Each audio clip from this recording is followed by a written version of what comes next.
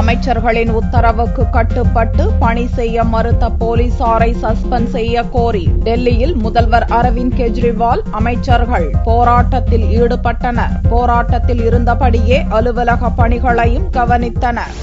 டெல்லி மாநில அமைச்சர்கள் சோம்நாத் பார்த்தி, ராக்கி பிர்லா ஆகியோரது உத்தரவுகளுக்கு கீழ்ப்படியாமல் அவர்களுடன் சண்டையிட்ட போலீஸ் அதிகாரிகள் மீது நடவடிக்கை எடுக்க கோரி மத்திய உள்துறை அமைச்சர் சுஷில்குமார் ஷிண்டேவை முதல்வர் அரவிந்த் கெஜ்ரிவால் வலியுறுத்தியிருந்தார். மத்திய உள்துறையின் கட்டுப்பாட்டில் இருக்கும் டெல்லி போலீஸை மாநில அரசின் கட்டுப்பாட்டில் கொண்டு வரவும் வலியுறுத்தினார். இவற்றை முன்வைத்து மத்திய உள்துறை அமைச்சகம் முன் 10 நாள் தர்ணா போராட்டம் அறிவித்திருந்தார். திங்களன்று காலையில் அமைச்சர்கள், எம்எல்ஏக்களுடன் தலைமைச் செயலகத்திலிருந்து போராட்டத்துக்காக கெஜ்ரிவால் புறப்பட்டார். இதனால் டெல்லியில் முன்னெச்சரிக்கை நடவடிக்கையாக 144 தடை உத்தரவு பிறப்பிக்கப்பட்டது. காலையில் மெட்ரோ ரயில் நிலையங்களும் மூடப்பட்டன.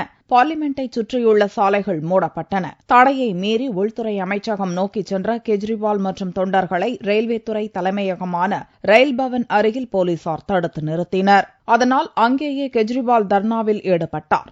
அப்போது அவர் பேசுகையில், ஆட்டோ டிரைவர்கள், தெருவோர வியாபாரிகளிடம் பணத்தை பறிக்கும் டெல்லி போலீசின் அராஜகத்தை கண்டித்தும் பெண்களின் பாதுகாப்புக்காகவும் தான் போராடுவதாக விளக்கம் அளித்தார்.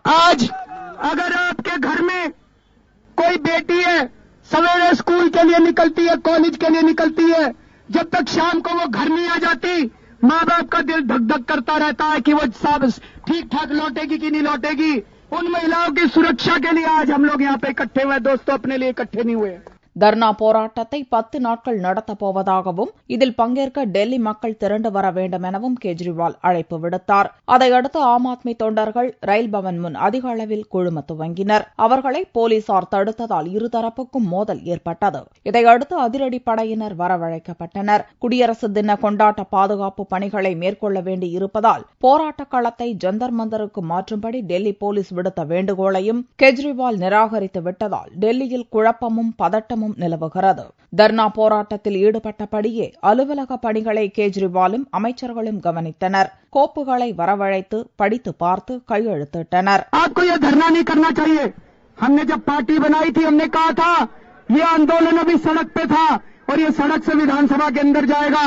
सड़क पे भी लड़ेंगे, विधानसभा में भी लड़ेंगे, दफ्तर के अंदर भी लड़ेंगे, जरूरत पड़ेगी।